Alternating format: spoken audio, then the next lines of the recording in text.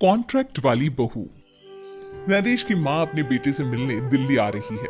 इस बात का पता चलते ही नरेश के दिल में हलचल मच जाती है। नरेश अपनी माँ के स्वागत की तैयारी में लग जाता है। साथ ही उसे डर भी सताने लगता है कि उसकी माँ कहीं अपनी पुरानी जिद पर फिर से बैठ ना जाए। हे भगवान, इस बार बचा लो। अगले साल पक्का माँ की जिद पूरी कर दूंगा। तभी दरवाजे की घंटी बजती है।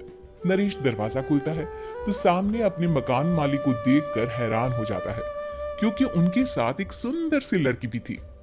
अब नमस्ते अंकल, कुछ काम था, मुझे बुला लेते। आपने क्यों कष्ट किया? अरे नहीं नहीं, इसमें कष्ट कैसा। मैं तो बस तुम्हें रीना से मिलवाने आया था। आज से रीना तुम्हारे साथ इसी फ्लैट में रहेगी। अंकल, कोई लड़का फ्लैटमेट नहीं है? एक अनजान लड़की के साथ रहना मेरे लिए थोड़ा अजीब होगा। देखो नरेश, मैं तुम्हें पहले भी बता चुका हूँ कि इस फ्लैट में तुम्हें किसी ना किसी के साथ एडजस्ट करना ही होगा, या फिर तुम अकेले पूरे फ्लैट का किराया दे दो, मैं किसी को नहीं रखूंगा। नरेश अपने मकान मालिक की बात सुन के रीना के साथ रहने के लिए तैयार हो जाता है, पर अंदर ही अंदर उसे ये बात खाने लगती है कि वो अपनी माँ को क्या जवाब देगा जब उसकी माँ रीना के बारे में उसे पूछेगी। दिन बीतने लगते हैं। नरेश और रीना अच्छे दोस्त भी बन जाते हैं, पर अभी भी नरेश अपनी प्रॉब्लम का सलूशन नहीं ढूंढ पाता। एक दिन नरेश बहुत परेशान सा बैठा होता है। तभी रीना उसे पूछती है, क्या हुआ नरेश, तुम काफी परेशान लग रहे हो। सब ठीक तो है ना? हाँ सब ठीक है, बस एक छोटी सी प्रॉब्लम है। वो एक्चुअली 2 दिन बाद मेरी माँ मुझसे मिलने आ रही है। अरे, तो इसमें प्रॉब्लम क्या है? ये तो खुशी की बात है। हाँ रीना, बट मेरी माँ एक जिद लेकर बैठ गई है कि मैं शादी कर लूँ, पर मैं अभी इस चीज़ के लिए तैयार नहीं हूँ। ऊपर से जब वो तुम्हें देखेगी तो 100 सवाल करेगी, क्या जवाब दूंगा? अरे, इसमें कोई टेंशन वाली बात नहीं है। मेरे पास ना इस प्रॉब्लम का सोल्यूशन है, जिससे ना तुम्हें शादी करनी पड़ेगी और ना ही तुम्हारी माँ मेरे बारे में कुछ पूछेंगी। रीना की बात सुनकर नरेश सोच में डूब जाता है। वो सोचता है कि रीना खुले ख्यालों वाली लड़की है, कहीं माँ को सच बता ना दे। नरेश को सोच में डूबा देखकर रीना कहती है, अरे क्या हुआ, किस सोच में पड़ गए? डोंट वरी, जैसा तुम सोच रहे हो ना वैसे कुछ भी नहीं है। मेरे पास एक प्लान है। मैं कुछ समझ नहीं पा रहा हूँ, कैसा प्लान? मैं समझाती हूँ। हम ना एक कॉन्ट्रैक्ट मैरिज कर लेते हैं। फिलहाल मेरे पास जॉब नहीं है, तो तुम इस रूम का किराया दे देना जब तक तुम्हारी माँ यहाँ रहेंगी, सिर्फ तब तक। और तुम अपनी माँ से कह देना कि मैं तुम्हारी पत्नी हूँ। इससे वो मेरे यहाँ रहने पर कोई सवाल भी नहीं करेंगी। अरे बात तुम्हारी ठीक है, पर माँ से झूठ बोलना, ना ना बाबा, मैं ये रिस्क नहीं ले सकता। कोई और आइडिया दो ना तुम। देखो, मंजूर हो तो बोलो, वरना सच बता दो, मुझे कोई प्रॉब्लम नहीं है। रीना की बात सुनकर नरेश सोच में डूब जाता है। बहुत सोचने के बाद जब उसे कोई रास्ता नहीं मिलता तो वो रीना के बताए हुए रास्ते पर चलने के लिए तैयार हो जाता है। वो रीना से बात करता है और अपनी माँ की पसंद और नापसंद के बारे में बताता है। रीना भी नरेश की सभी बातों को ध्यान से सुनती है, ताकि कहीं उससे कोई गलती ना हो जाए। आखिर वो दिन भी आ जाता है जब नरेश की माँ उससे मिलने दिल्ली आ जाती है।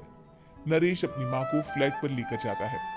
जैसे ही नरेश की माँ फ्लैट के अंदर जाती है, रीना उसके पैर छू लेती है। ये देखकर नरेश की माँ थोड़ी घबरा जाती है और नरेश से पूछती है, अरे बेटा नरेश, ये कौन है?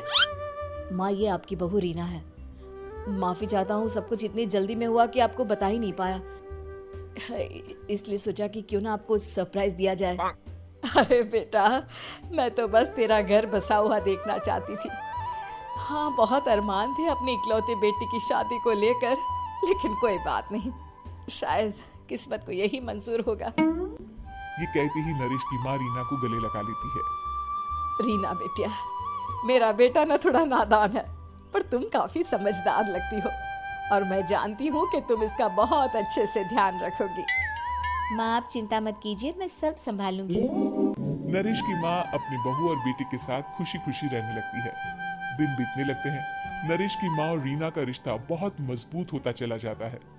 वो दोनों सारा दिन एक साथ रहती और खूब बातें करती। इधर साथ रहते रहते नरेश और रीना भी एक दूसरे से प्यार करने लगते हैं। दोनों को इस बात का एहसास हो जाता है, फिर भी वो इस बात को छुपा कर ही रखते हैं। एक दिन नरेश की माँ और रीना शादी के बारे में बात करने लगते हैं। रीना बिटिया, ये तो नरेश ने मुझे बिना बताए शादी कर ली, वरना मैं तो अपनी इकलौती बेटी की शादी इतनी धूमधाम से करती कि सारी दुनिया देखती रह जाती।